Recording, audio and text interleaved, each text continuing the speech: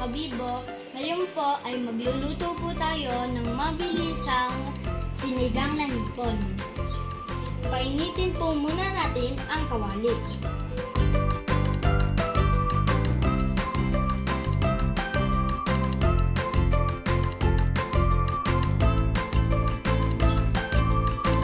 Ilalagay na po natin ang mantika.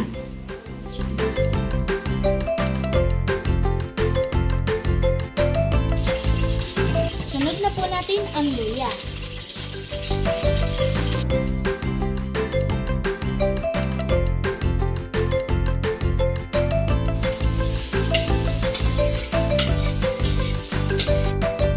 Sunod na po natin ang sibuyas.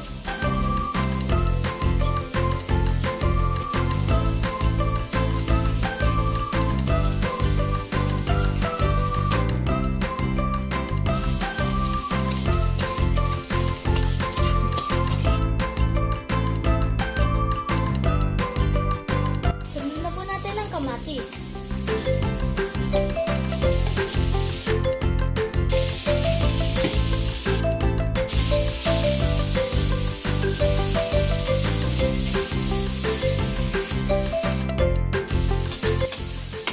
Kapag po luto na po yung kamatis, ilalagay na po natin yung hipon hanggang sa pumula.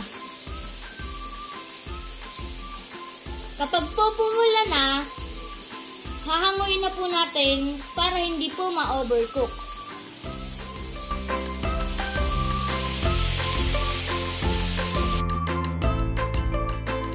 Ayan po, antayin lang po natin pumula.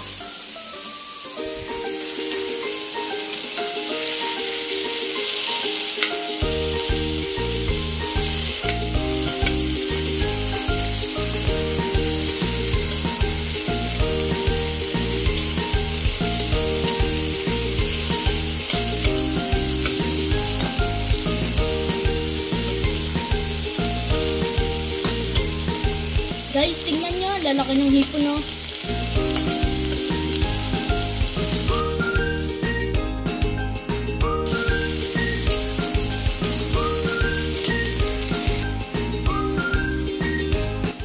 Ayan po, pumula na po yung hipon.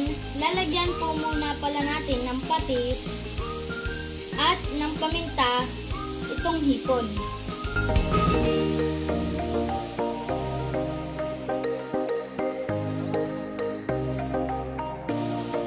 Thank you nga po pala sa sponsor po ng hipon, ang aking Lolo Albert.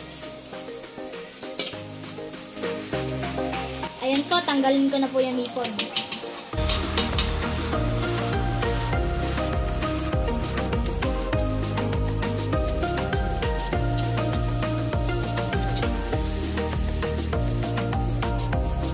Tapos po, maglalagay po ako ng tubig.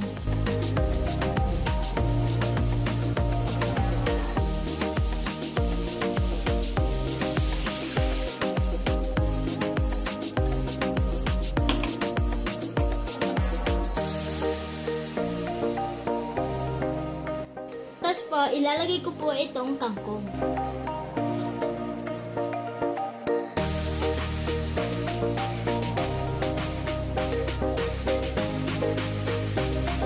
Antayin lang po natin kumulo.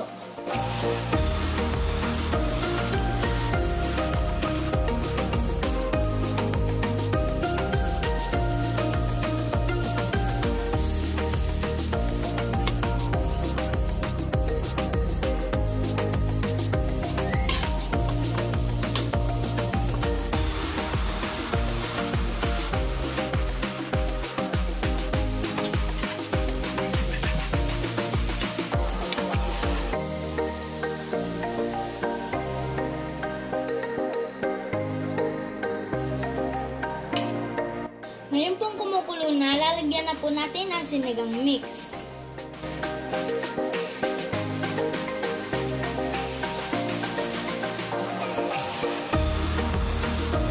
Saka po magic sarap.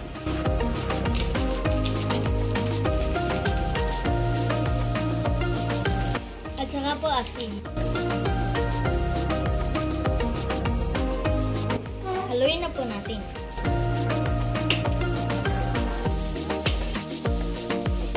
Tapos po, lalagay ko na po yung hipon.